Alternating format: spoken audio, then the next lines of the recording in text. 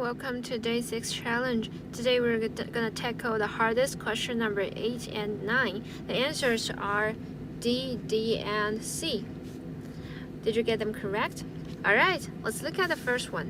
Which of the following numbers is a perfect square? Okay, so looking at all the choices, I just find there's a pattern. So if you assume the first number on the numerator is n, and then you just have this pattern, n factorial times n plus 1 factorial divided by 2. And in order to make it a perfect square, I find I can rewrite n plus 1 factorial as n factorial times n plus 1, and then over 2. And the advantage of doing so is you already have a perfect square part that is n factorial squared. And what is left is n plus 1 over 2. In order to guarantee this is a perfect square, you need to make n plus 1 over 2 is also a perfect square. So at least this must be an integer, so n must be an odd number. The only options are 15 and 17. So let's try 15. 15 plus 1 over 2 is 8, not a perfect square. And 17 plus 1 over 2 is 9 of a perfect square. So that means when n is equal to 17, this is a perfect square. So we choose option D. Alright, let's go to question number 2. Points P and Q lie in a plane with PQ is equal to 8. How many locations for point R in this plane are there such that the triangle with vertices PQR is a right triangle with area 12 square units? Alright, so first of all, let me draw a line segment PQ. And in order to guarantee the area of this triangle is 12 square units. So if you consider PQ as the base, so the height must be 3, because 3 times 8 over 2 is 12. So now let me just draw two lines whose distance to PQ is exactly 3. And then I just know R must be some points on the two green lines. So the easiest way to construct a right triangle is if you consider PQ as one of the leg. And now you just need to, for example, you just need to draw a perpendicular line from P upwards or downwards. And you can easily find out the 2 points, let's say R1 and R2, both of them can make like a right triangle PQR with area 12.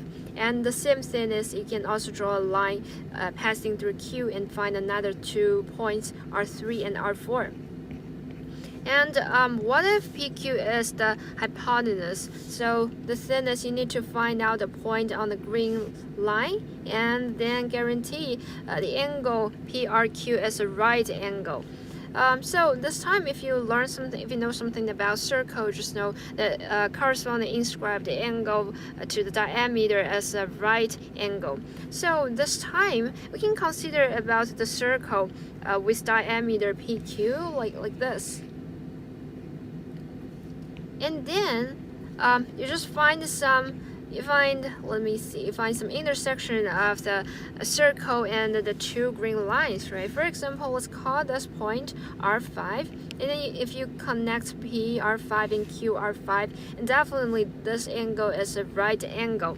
And also the area of this triangle is 12. And you can find 3 such points. So in total we have, you can see we have another R6, you have R7, you have R8. So in total we have 8 different locations for point R.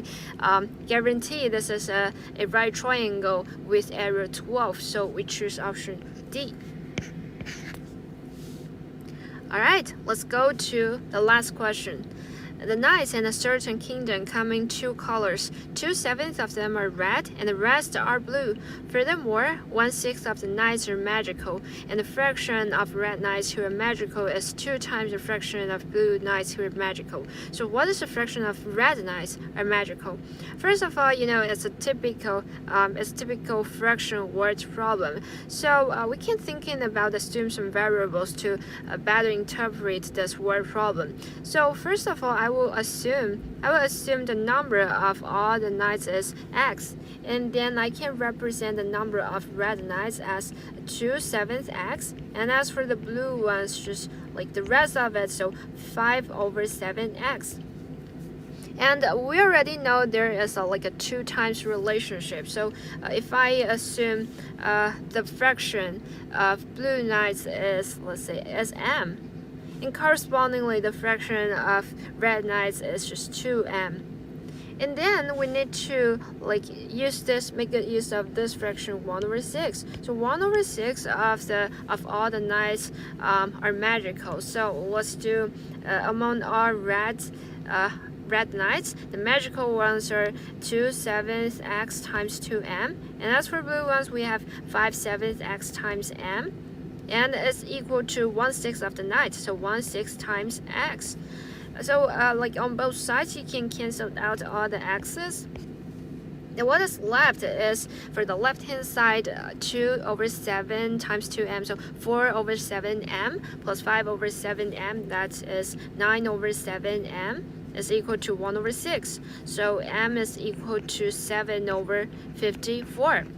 Alright, so we just know 7/54 of the blue knights are magical, and correspondingly 7/27 of red knights are magical. So we choose option C.